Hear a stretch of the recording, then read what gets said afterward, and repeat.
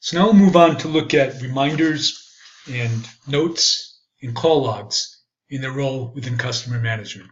So let's go back to the customer that we've been working with, open up the form. We see that the bottom half of the customer form is dominated by these topics. So action items and follow-ups are two types of reminders. A follow-up is a very simple reminder, and an action item is somewhat more complex. So follow-up, very simple. When we click this, it indicates that a follow-up is required, and we select a date for it. So on that date, a follow-up will appear. It'll appear on the dashboard and several other places, simply reminding you that you need to get back to this customer about something. Doesn't say what. That's part of its simplicity. If you want something more interesting, a customer action item is a much more capable reminder. So I opened up the action item list. You see that we have 4 action items. 4 are active out of 4. So an action item can be open, it can be closed. This indicates that they're all open action items. To add a new action item, very simple, click on the plus. Form pops up. I'm going to select a responsible person. So Joe's responsible for completing the action item. And let's say it's going to be truck maintenance. You select a date for this and a time, and the entry date, which is typically now, although you can change it. And often we'll enter some details about what needs to be done. Click Save. So now we have 5 action items now, and they're all active. This is the new one. To get more, to see the action item, we click the Edit, the pencil icon. When the action item is completed, so at the due date, Joe, who's responsible for this, completes the action item, and he knows to complete it because the action item pops up on the dashboard in several other places. So he's made aware that the action item needs to be done on the due date. When it's completed, typically what you'll do is click this button here. This passes its status from open state to a closed state. So the check mark indicates that the action item has been completed. And you can leave it like that. At some point in the future, you can come in and delete it. Perhaps many months later, in a cleanup phase, you'll come by and clean this up. There's no need to clean it up though. We'll go into more detail about action items and some of these other features as well in a future video dedicated to reminders and call logs. For now, we're just briefly giving an example of how you might use these things. All right, let's move on to notes. We'll close this and open up notes. So the notes widget has a list of notes. It's just a handy way of keeping track of things. There might be notes about a customer that you need to keep. Customer might have a special request, and this is a good way of handling that request and remembering the request.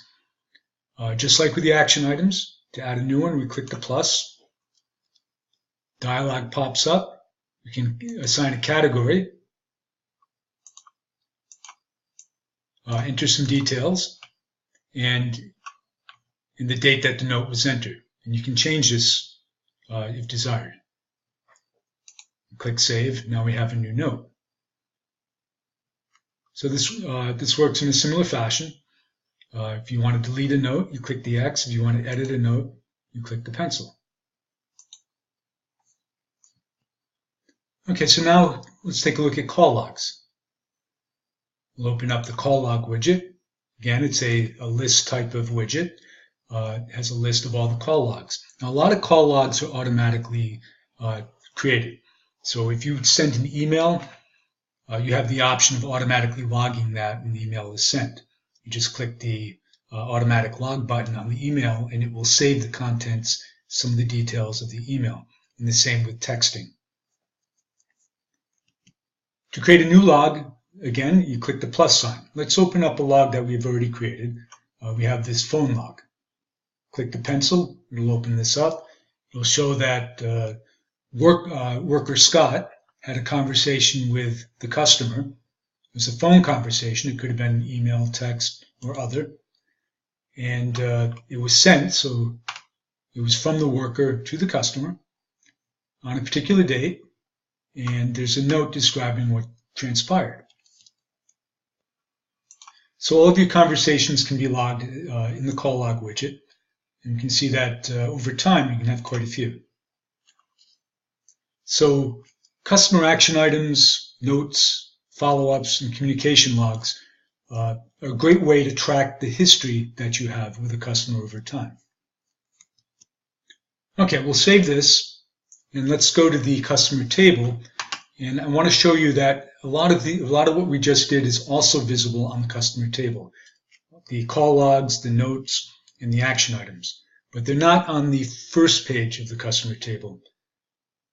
You notice this button here. It says Show Notes, Logs, and Action Items. If we click this, the table basically turns a page. It's the same rows, so the customer is still in the same row, but now we're looking at different information. We're looking at the action items, the call logs, and the notes. And you can review them quite easily. With this little icon here, we can go through a list of all of them and just get a quick overview of what took place. If you want more detail, likely you'll go back into the customer form and open up the call log. But this is usually enough to see what's going on. Okay, I'm going to make the rows a little bit taller so we can see a little bit more information. I could also make the font smaller to get even more information in each row. And I want to bring your attention over to the reminders column. And what this does is it summarizes the number of reminders that we have. We have 4 action items and 1 follow-up, which is due on the 20th. You notice the 4 action items that corresponds to the 4 action items over here. So it's just a quick visual showing you how much activity is taking place. And these are open action items. If the action item has been closed, it wouldn't be part of this count. And in addition to the customer form as a means of adding action items and call logs, we can also do it under the options pull down within the table. So you see that we have add action item. So this is another way to add the action item to the customer. We can add a note, and we can add a email log or a call log.